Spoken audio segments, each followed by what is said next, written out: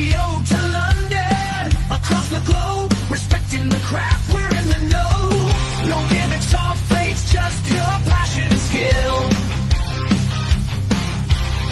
The best talents from every wrestling hill. We dive deep into the stories behind the ring. Respecting the craft, making the fans sing. Respect the craft, making the fans sing. Respect the craft, respect the fight. We bring the best, we can't hide.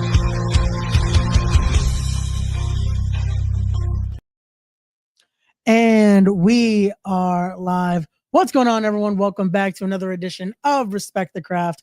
This is episode number 386, and we are joined by none other than Jack Cartwheel. What's going What's on, up, man? How's it going, dude? Who made that song? That song is freaking great. Oh, I'm in such a good mood now. Like that, I wasn't expecting that. That was sick, dude. That was like next level stuff. That was some great production. Oh, thank you. I always love seeing like in the waiting room when the theme is playing, just to see people's reactions. That's actually Jessica Havoc's brother made me that theme song. That's really cool. Heck yeah, man. Oh, but thank you again for joining us here. But Jack, before I get into everything, because I have a lot that I do want to discuss, I have to ask you the question I ask everyone that comes on. You heard the name of the podcast. It's called Respect the Craft. So for you, when you hear that term, the craft, what does that mean to you? I think that the craft would be, you know, the work that is done in the ring, the respect that goes along with that work, and you have that as part of the name as well.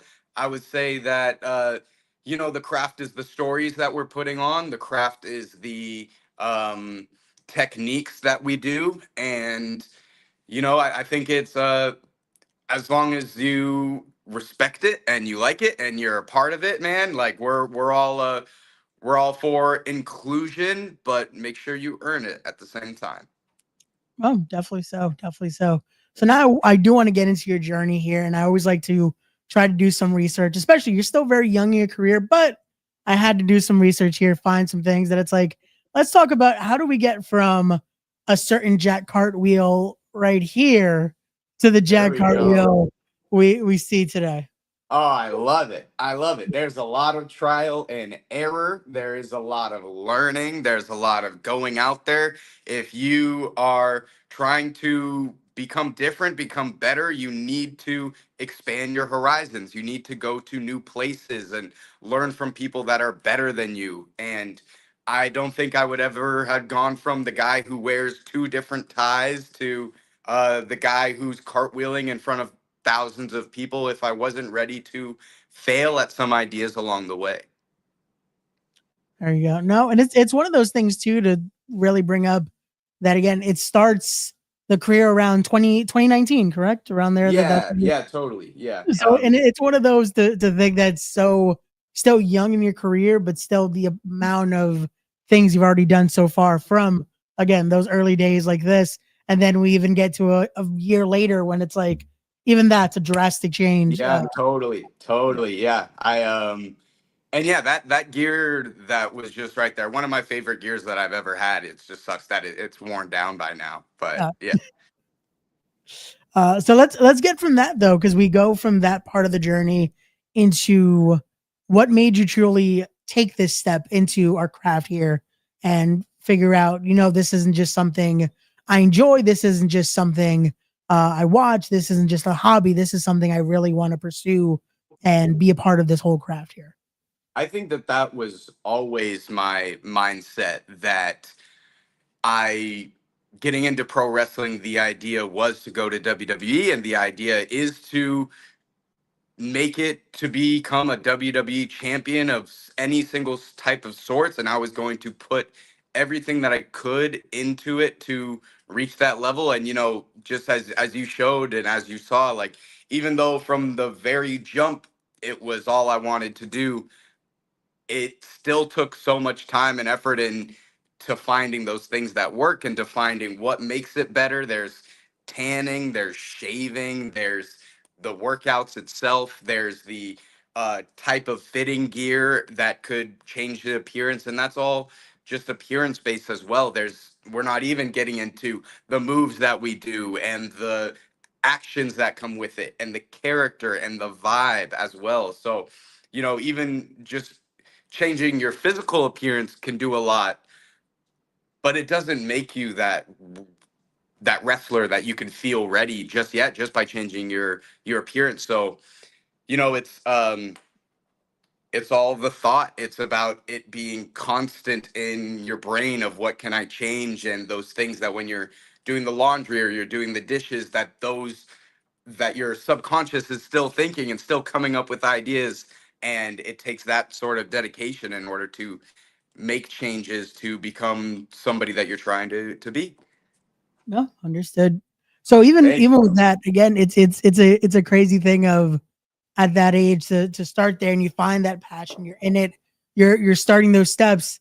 Would you have ever thought, or was it ever the goal to then not only just WWE, but then to be able to go as international of making the appearances like you have with Glee in Japan, and then even getting to now as a mainstay with AAA as well?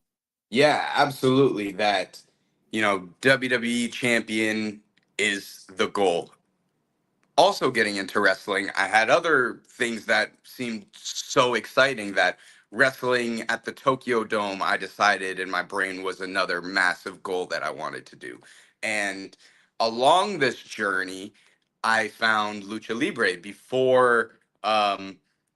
before I got even that deep into my pro wrestling careers, when I really thought I found and learned more about Lucha Libre. And that's when I also decided it would be really cool if someone like me would be able to go into that world and be successful. That would be a really cool story in itself. That I started transitioning from not only knowing pro wrestling, but knowing the Lucha Libre aspect of it as well. And yeah, traveling all over the world to bring smiles to people's faces, to try to do a cartwheel in every city I go to, man. It's just been a blast. And yeah, thank you.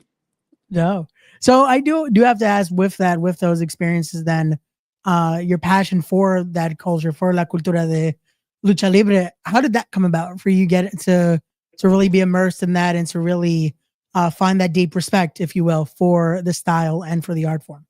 So when I started training pro wrestling in the Los Angeles area, there were kind of two schools that both train in the same gym, Yeah. and I happened to show up on the Lucha Day. I wasn't aware that there was two different groups, and I happened to show up on the Lucha Day. And Lil Cholo at the House of Lucha School, he brought me in, he took me in, he showed me the different types of bumping, the different style of Lucha Libre, starting to learn. And of course, back when I was still watching as a fan, Lucha Underground is something that really stuck out to me, that was really impactful as a really well produced wrestling show, right? It was just so much fun to watch. So getting to meet Lil Cholo, who's Mr. Cisco, and he brought me in, taught me the basics, and he's still teaching me every now and then when I'm back in town in LA.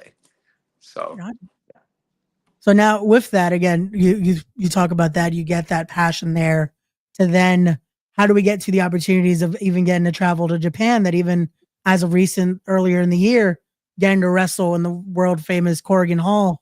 How do yeah. we get those opportunities into that part of the journey here? Yeah, great question. I think that from there, from starting lucha training, I started doing all the shows that I possibly could in the Los Angeles area, all the lucha libre shows that I could, and I got lucky enough to be scouted by the one and only Mr. Conan himself.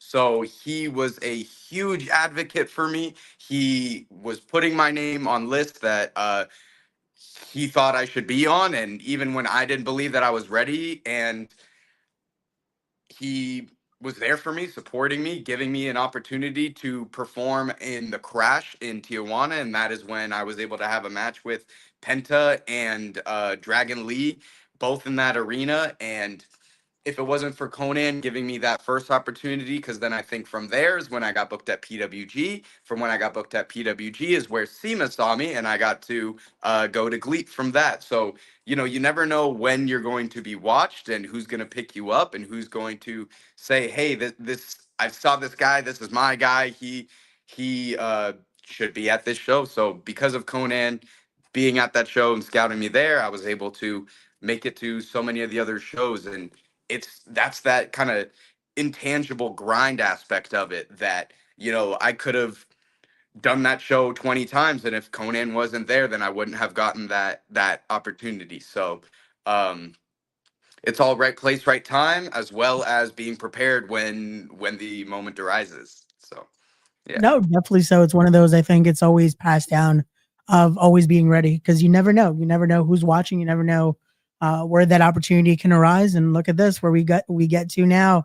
Or again, all those opportunities have led to where we're currently starting. So And not uh, dropping the ball on any of them too. yeah, That's the other thing. You can get the opportunity, but are you going to be brought back? that, that is the biggest thing there. And I think it's perfect you mentioned that PWG show because I believe that's also one of the first times I got to see was at Oh, cool. PWG and seeing the insane the insane innovation that you've done, Thank you. especially in a building like that. That it's one of those where you spoke about it, just getting out of even that comfort zone. And I Yeah. think that's one of the things that I believe a lot of people they catch your eye to you is just what you're willing to do to really showcase yourself and just get out there when you're in the ring. Thank you. Yeah, pro wrestling's supposed to be fun. It's supposed to Yeah. be fun to watch. It's supposed to be entertaining, and I'm here to do all the cartwheels while everybody else is throwing punches. So we do have to ask that. I can imagine you've been asked this hundreds of times by now. But where did that part of it come out when it's like, you know what? Let me do a cartwheel. Yeah, Let's so add that to the repertoire here. so yeah, I've done gymnastics since the moment that I could have remembered, and growing up in the schoolyard, I was doing all the flips that I could to make my friends happy because they would want to see them. I did flips all the time at there's a senior home that's nearby, and when our school would go do performances there, I would always go do flips and stuff. And it's just that idea that doing a simple cartwheel that I love to do can change somebody's perspective, and it can bring forth joy. And in that moment when you're upside down, nothing else in the world matters. And you forget everything else because that's what pro wrestling is, and that's what I want to bring forward to the table. That I will be here to do awesome flips, to bring up a great fight, to have passion, and you can enjoy it and forget everything else. That's part of it. Legend has it, my great great grandfather invented the cartwheel. My great aunt invented the somersault. But it's it hasn't fully been cleared through DNA samples and whatnot. So uh, although I have the last name and I believe he really did create it, we need to do some more digging. We'll take your word for it though. I feel like it's too natural out of you to not be true. But Right. when it comes to that though, we look at the journey you've been on. You mentioned again one of the biggest goals being that WWE championship there. I have to ask you what a moment like this felt when this gets announced that you were one of the first chosen for WWE ID and just how that felt like taking those steps to get to that main goal of yours as well. Dude, it meant the freaking world to me to get that graphic, to have that moment, to have everyone who's been with me along the journey messaging me saying, "Hey, congratulations, man, you made it." Because yeah, it reminds me of all the long drives and the injuries, the hurt, the tiredness, all to reach what goal? That all to reach what that and I got to have that feeling, and I got to right after I signed the ID contract, I played my favorite song, had a good minute and a half of just freaking living in that moment of bliss that, like, dude, that was the moment that I've like worked towards. And that song was playing, I was crying my eyes out, and I felt on top of the world. Oh, that's amazing. And I think that's one of the biggest things because it really gives you that moment of like, this is what that hard work is for. This is what the grind is for. This is Absolutely. why we do everything here. Oh yeah. And it is one of those where it can imagine from that it just now creates a whole nother door of opportunity because now you get to train under some amazing people, amazing coaches. Can you talk to us a little bit about that, how that experience was and how that has helped you with this craft to make you an even better performer?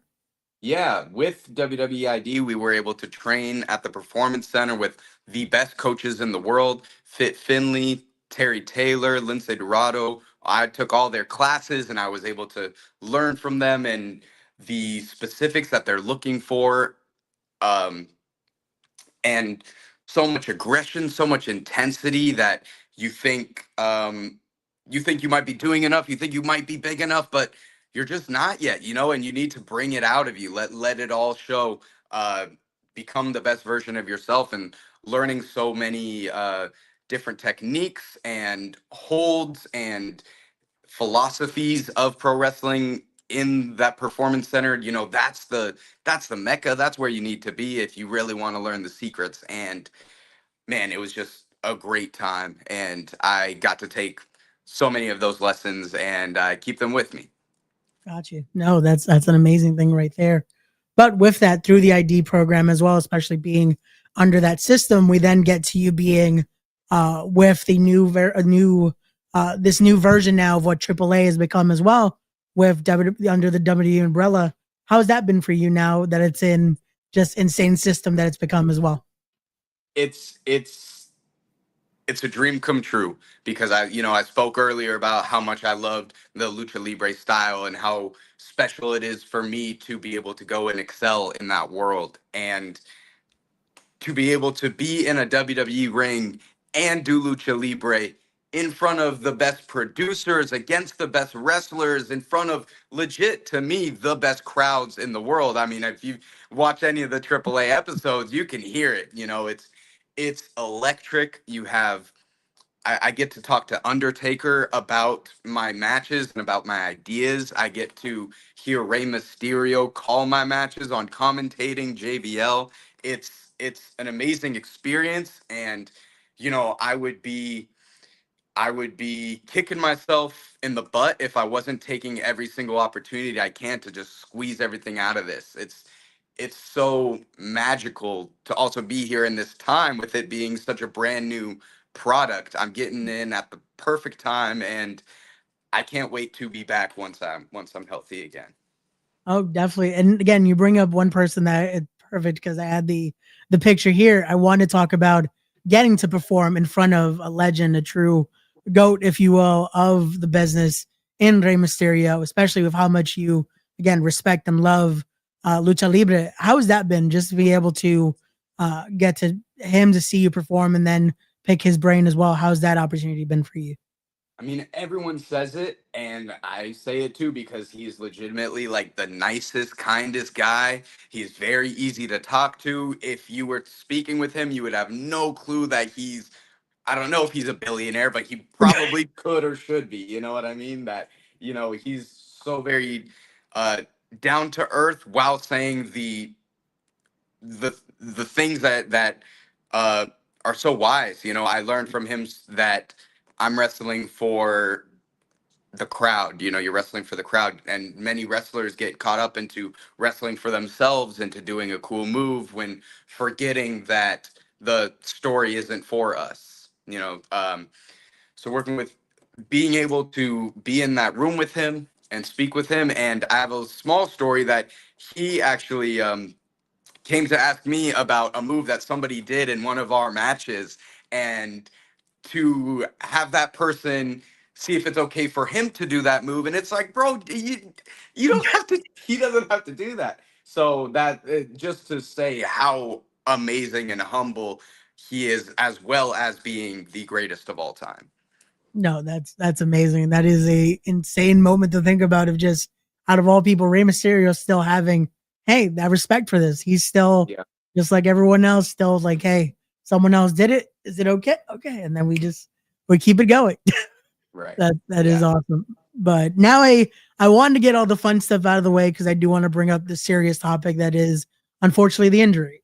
And Yeah. with that being said, I can imagine again when you're going down with it, it creates just this moment of it puts that halt on everything that's going on, everything.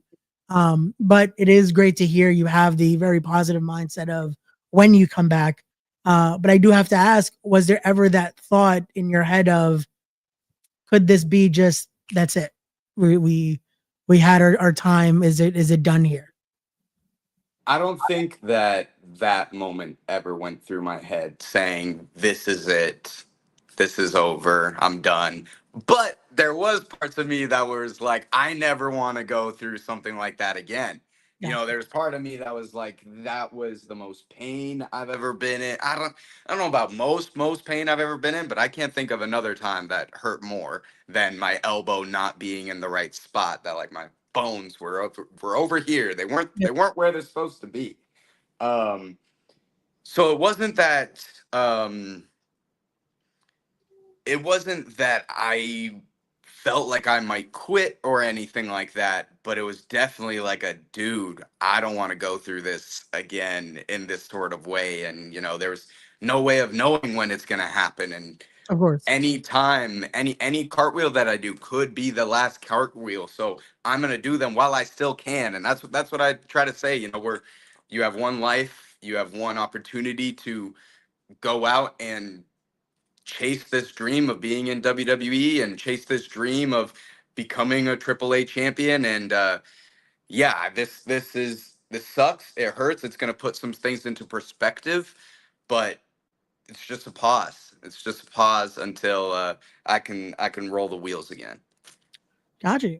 Which that also brings me to ask, especially with the style you do wrestle in, has that put into perspective when you do return how to switch that up a bit and make it where we can prevent feeling that type of pain ever again? Well, I mean, who knows, right? Because it's a I'm not gonna change everything about who I am, and I'm not going to shy away from the amazing things that I can do. I'm Yeah, excited to still go forward and be the best Jack Cartwheel that I can. Uh, but I think that's something that might change is dishing them out as much, gotcha. is keeping it just a tiny bit closer to home, because man, I want to share it and I want to share as much as I can, but I got to do it for years and years and years. And that's what I'm going to do. And my plan is when I'm 60, 70 years old to still be able to do some cartwheels for people. And that will happen. There you go. Love to How's hear that. that? But now, Sorry. so now I have to ask this. This is one of the harder ones I ask on here, and I always say, hey, if anything, blame Alex Shelley because this is a question I created to stump him. Um, which was looking at your career so far in retrospect here. What would be a match that you say defines Jack Cartwheel? I would say, man, great question. And it is the Rey de Reyes match that I just had, actually. That the Rey de Reyes match, 4-way for the Crucero Championship. Jack Cartwheel, Dragon Lee, TJP, and Laredo Kid. And I think what makes it um so special for me is I felt like my most complete self in that on that day. My gear was matching the Titantron. I had a brand new jacket that was looking amazing. I took my time going down the entrance, really soaking it in. I didn't feel like I was myself. I felt like I was this hero, and that's the guy who was out there. And I think also the competitors that I was against, Laredo Kid, TJP, Dragon Lee, all with massive success in their whole career. And there were concerns that I would just be another guy in the match. There was a concern that I don't want to be person number 4. And Gotcha. I was not. I was not in any sort of bit. I was myself, and I was performing at a insanely high level in in front of so much pressure against those guys who are hard to show up, and I showed up and I showed out. Whew, it was great. That was a moment, and it sucks that it was such a high point that just happened that now we got to take a pause, but that's how the wheel rolls sometimes. Uh, Okay. it's one of those where hey, it puts Laredo Kid on that. Hey, I get to enjoy the rain a little bit longer till Jack returns. That's right. That's right. Because then that Crucero championship right there might hey, it might be in the hands of someone that'll be doing a few cartwheels with the belt. I'm making it a spinner belt. There you go. We'll bring the spinner to AAA there. But Yeah. Jack, before I let you go, because I do want to be respectful of your time here, I have to ask you the final question I ask everyone, and that is for Jack Cartwheel. I think I know the answer for this one, but for Jack Cartwheel, what is the end goal, brother? Being on SmackDown, walking down the WrestleMania entranceway, that's the end goal. Making people smile, making people's days better. I think I joined pro wrestling for many reasons. I think one of the strongest things that I haven't talked about as much recently is I always wanted to make people's day by talking with them. And I think with pro wrestling, that's what you do is you get to meet new people and they're so excited to meet you. They're no matter what happened in this kid's day at school or the week in school, they got a test coming up. They are so excited to meet the pro wrestler in that moment and to take a picture and to watch a show. That's my goal, is to be at that level where I can make people's day by talking with them. And getting into pro wrestling, I thought that would only happen once I made it, and it doesn't. That's the great thing about where we, in most of the people who would be watching this, is we don't get to only experience that once we make it there. I've gotten to experience that time and time again wrestling at independent shows all over the world. I got to feel that feeling that I thought I would only get once I reached it. You know what I mean? So those are the goals. That's where I want to get to. And yeah, it's we're rolling. We're getting there. And there you go, man. I can imagine. One cartwheel at a time. There you go. I can imagine again. A lot of people are looking forward to see that return and to see you get back in there because they love to see you do that. But before I let you go, I want to make sure I let everyone know. Follow Jack on his social media. There, it's going to be on Instagram right there. Jack Cartwheel, on X right there at Jack Cartwheel. Links to those and to get his merch are going to be in the description down below. As always, Jack, thank you so much for joining us here. This has been a pleasure. Thank you, sir. To everyone watching, as always, don't forget to be wise, be genuine, be real, be better people, respect the craft. And we'll see you guys on the next one. Peace, everybody. You guys.